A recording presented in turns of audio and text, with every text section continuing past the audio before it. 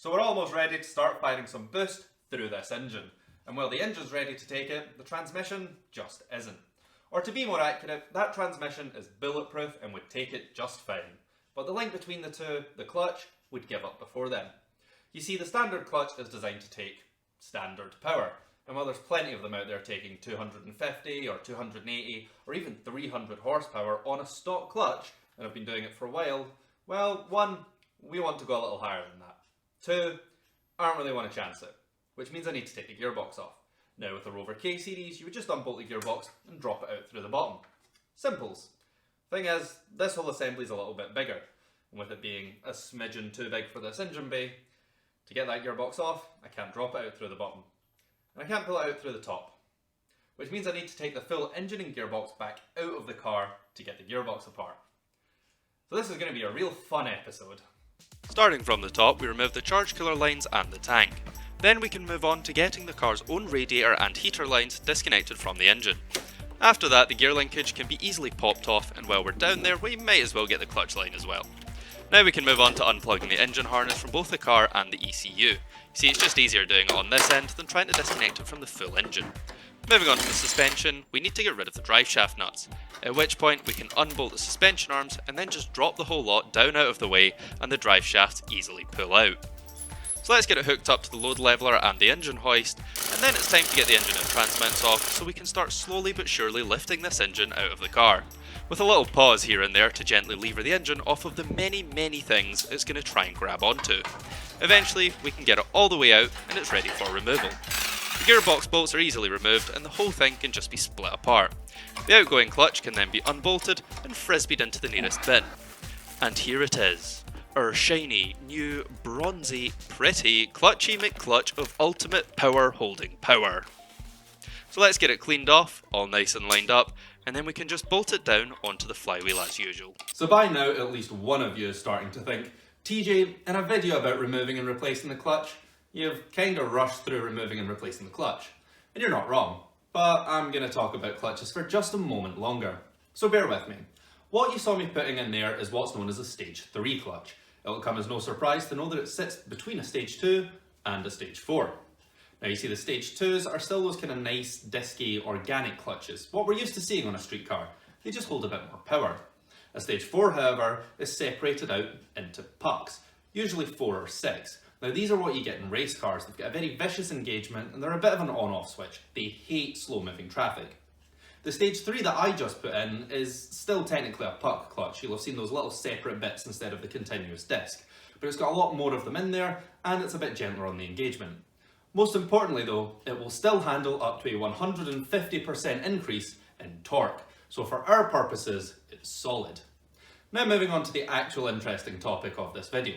Behind my head there is my gearbox. And over here, we've got another gearbox.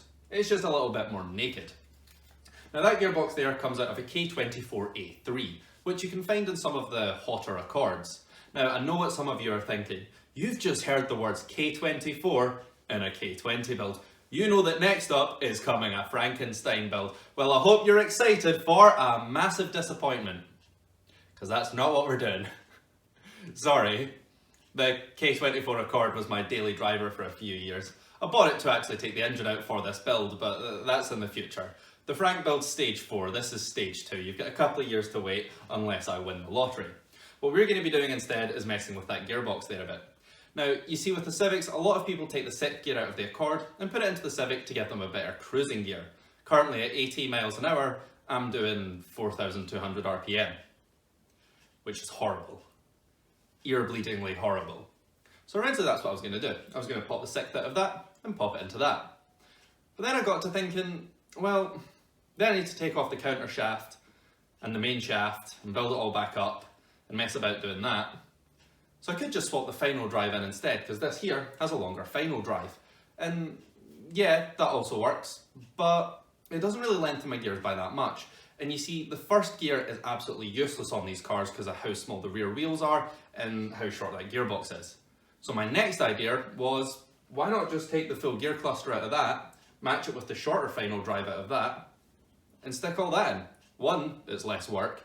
Two, it gives me ratios that actually work out very similar to some 911 GT3s. Not the RS. The RS does have a shorter gearbox. It's got a terminal speed of like 170 on the RS. This thing will theoretically be capable of 190. Now I know what you're thinking. Your release is never going to do 190. And that's fair. But it's not about the 190. It's about this thing doing 3,000 RPM at 70 miles an hour on the motorway. That is genuinely what all this effort is for. But it does sort out my first gear and my second gear. So while in there though, I was thinking to myself, gosh, I mean, we'll have the gearbox open, we might as well go for a limited slip differential. So I stuck up an advert on the Sealock forums, asking if anyone had a limited slip differential, expecting one of the JDM ones that came out of the Type Rs. They're about £350 and they're not ideal for a rear wheel drive situation, but they work. And someone got in touch with me. He said, hello, I have an LSD. Now I'm reading this and I'm thinking, right, okay, an LSD, and then I see the words Quaife.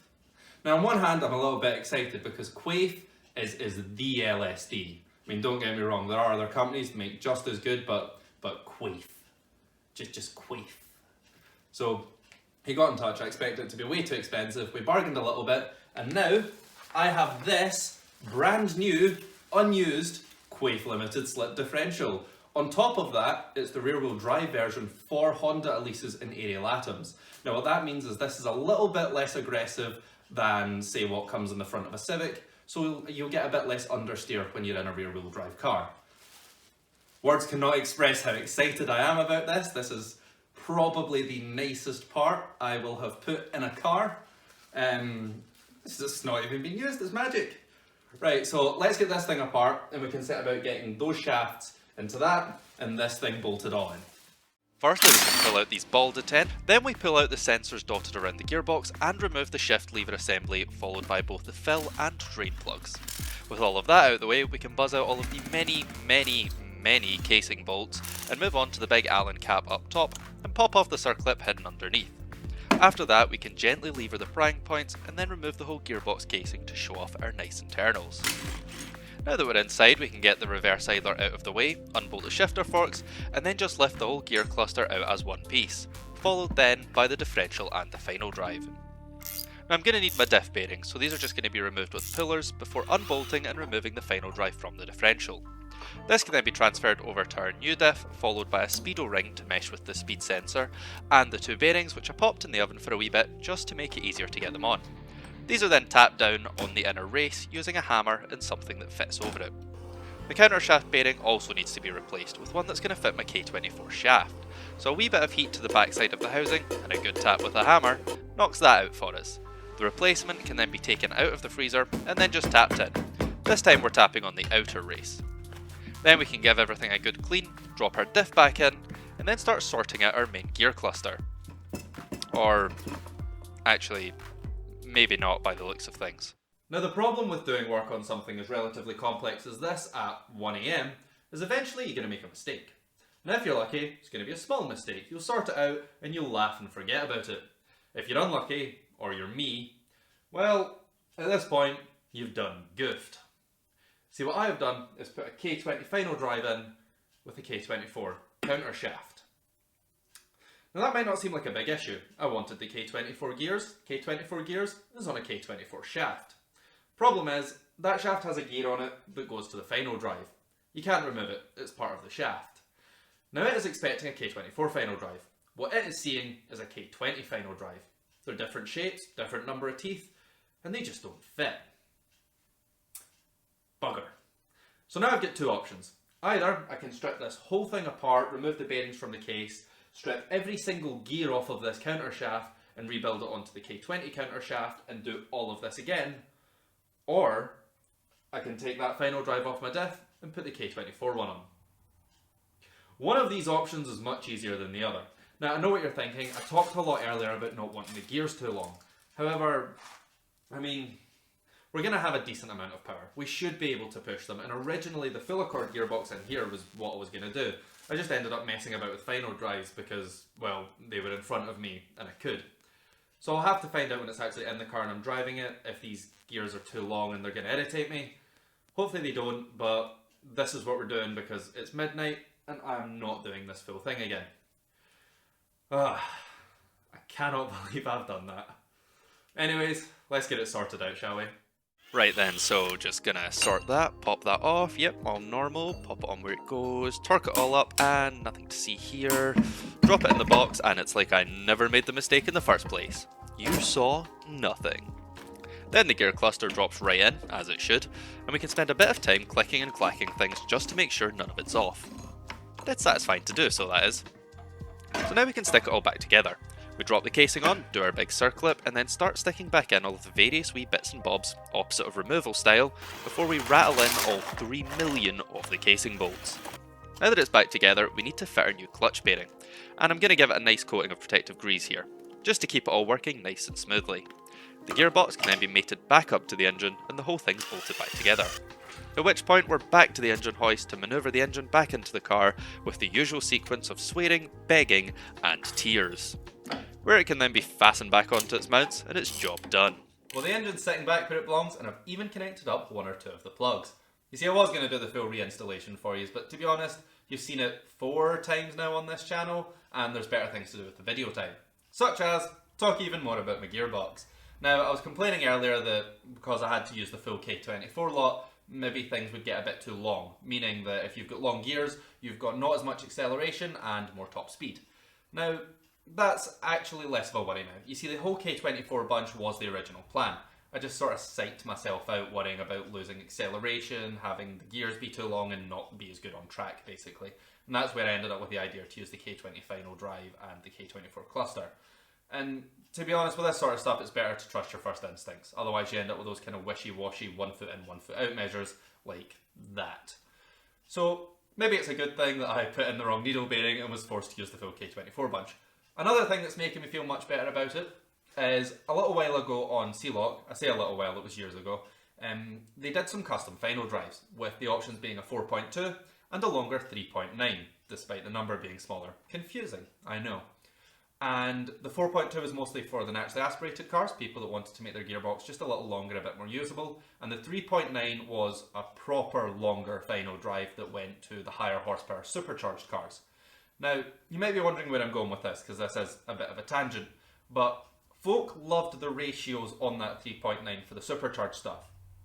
So I went and calculated out every single speed in gear with the 3.9 final drive and the standard K20 cluster. And weirdly enough, it worked out almost identical to the setup I've got here, to the point where it's genuinely identical in some of the gears. The rest of them are all within 1 or 2 miles per hour. The only thing where I lose out is they have a higher top speed by a whole 1 mile an hour. They've got 211 miles per hour to my 210. Yes, this is geared for 210 miles per hour, which it will never ever do. But it does mean that at 70 on the motorway in 6th gear, I can do 2,730 RPM, and if you've ever sat in one of these in the motorway, I know you are jealous of me right now. So I'm happy with my gearbox, it'll all work out, and it's not like it'll lack the power to push it. Speaking of power, we're going to come back to my clutch for a second. Now, as I said, it's a stage 3 clutch. It's not as aggressive as the stage 4, and it doesn't hold as much power, but it's a lot happier out in the road, which, you know, this is a road and track car. The thing about the stage 3 though is, in fact the thing about any clutch, is you've got to be aware of its power limits. Depending on what website you buy it from, with the stage 3 they kind of go between 385 to 425, depending on the seller. However, you don't really measure clutch's maximum power, you tend to measure what torque they can take up to. The manufacturer says that it can take up to a 150% increase in torque, which most folk don't start seeing looking at other folks' dyno charts until about 500 horsepower. And that's not to say that we are going for 500 horsepower. I'm just gonna stop you all right there, because that's where the transmissions start to go a bit soft. However, if we end up a smidge above that 420, I won't worry too much about it. Oh, and we got my limited slip differential in. My very shiny, very nice Quaife limited slip differential. A proper Quaife LSD is one of those things that you just look at when you've got it. So yeah, gearbox is in. Everything's looking pretty good. I'll get this all together, and then I guess the next video will probably be some sort of assembly or that before it goes to the dyno. Although I am missing something. You see, I've spent quite a lot of time in this video going on about main shafts, jack shafts, counter shafts, final drives, differentials, and to a couple of you, in fact to quite a lot of folk, a lot of that doesn't really mean much. Now, I'm not a teacher. I'm not qualified to teach you about gearboxes, However, I know of someone else equally unqualified who's willing to give it a go. So I'm going to pass it off to my esteemed colleague, Dr. Me. It's going to be me in a costume. So I'm about halfway through editing that gearbox video, and the car was all done. It was matte. It was running on the road. It was running really good actually. But you will notice that there is something wrong with my shiny yellow car, and that there's a very large patch over there that isn't yellow or shiny. It's black and crispy. So I've had a small fire. So it was running fine for about 2 days of running about. Did actually quite a long drive in it, about maybe 2.5 hours. Motorways, back roads, everything. Not a single issue, it was running great. Came in and I was a little bit worried about the paint on my boot lid here being quite close to the exhaust and the turbo. Now, turbos put out a lot of heat, like a serious amount of heat, especially when you're at power levels like this. And what I was planning to do was a solid heat shield around it, something made of aluminium with layers of this stuff called Nimbus that's a very effective heat resistant. But in the meantime, I wanted something that would protect the paint on my boot lid. And in a drawer, I had one of these. Now, this is something my dad bought for a previous project about 3 years ago and never used. He ended up using another one that doesn't have any of the black plastic stuff around it. It's just fiberglass matting, none of the rubbish. This is a turbo blanket. It goes around your turbocharger and it keeps all of the heat in. I don't really like these in general. I feel as if they don't really seal the heat in, they just direct it out of one direction. I've never really liked the idea of them. Plenty of people have them and they work fine, but I've always preferred the idea of either Zircotech coating it, ceramic coating the full turbo to seal the heat in, or just having a big enclosure around it so that the heat can leave the turbo without getting to anything else that's important. So I put this on, went for a drive. It'd been driving fine before, not even steam coming off it, and within half an hour, this caught fire. Luckily for me, my boot lid is aluminium, so the fire then hit the boot lid. Didn't set the boot lid on fire, because if that had been plastic it would have gone up and it would have done the full top there and the car would be gone. The fire then was around this area, hit the plastic area at the back of the clam and then spread from there. I managed to put it out with water, and some people stopped by on the road who saw me throwing bottles at my friend to fill from the stream and dump them on the back of the car. They had some big bottles with them. I'll do a proper video maybe tomorrow or something, properly just digging through it and investigating it. I very stupidly closed the boot, so I can't show you the actual damage because the boot release cable has melted through, so I'll need to get it up, get the wheels off, wheel arch liner off and dig in and do it by hand. Normally with these they don't go up unless they've been contaminated with something, like if you've got an oil leak or it's spraying or misting. Oil wasn't coming out of the feed line, that's perfectly dry. You get a thing with, see where I've tapped it in at the block, sometimes they're known to crack under their own weight. Oil can mist out of that, but that's all fine. And if oil had come out of that, my exhaust manifold has heat wrap around it, that would have gone up. That full thing would have been on fire because it's closer to it than this is. Every oil source on there is closer to the manifold heat wrap than it is to this. So that would have caught fire instead. And this is the only thing that was burning on the turbo. I stabbed a screwdriver through this, launched it out the back of the car, and at first we thought the fire was gone. We hadn't realised that it had caught up underneath here. So I don't know if, this was because it was lying in the garage for about 2 years before it ended up in the house, and it all looked fine and brand new and that, but I don't know if maybe oil or something is soaked into the fiberglass matting inside, or I mean, this thing was quite cheap. It was an eBay thing. It's probably why it never ended up in my dad's car. But I don't know how well this is made. It looks like all the stitching in the inside and here is burnt out. So I don't know. I'll make a proper video on the full thing. That was yesterday. Car caught fire. Breathed in a lot of smoke. A lot of fiberglass smoke. My throat's actually still really sore. The back of my nose is really sore. It keeps running. My eyes aren't stinging as much now, so that's an upside. But yeah, jumped out, pulled the boot open, was holding that open while trying to dump in. I had 5 litres of, it was a coolant bottle full of just water in case I needed top ups or anything, was dumping that on this, managed to get this out. I had a water bottle, my friend had a bottle of juice, throwing all of that on it. Then a farmer stopped by with some big like jugs of water that when the clamp caught fire, that's what we were dumping on that. Yeah, so I'll need to dig into it, see what the exact damage is. Best case scenario, full rear body work. The engine loom, part of that's melted. Vacuum lines, assorted other bits and bobs like that.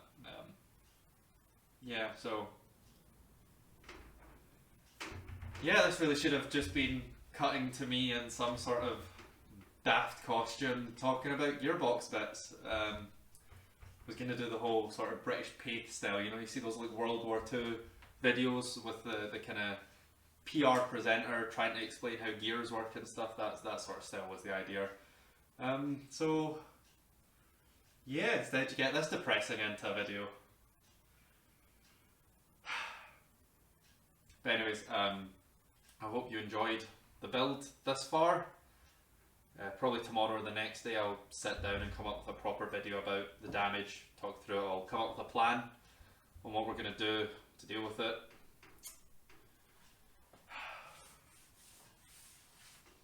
Sorry, I just keep finding more bits of bubbled paint and damaged fiberglass. Yeah, so join in next time where I will be digging into this. Thanks for watching.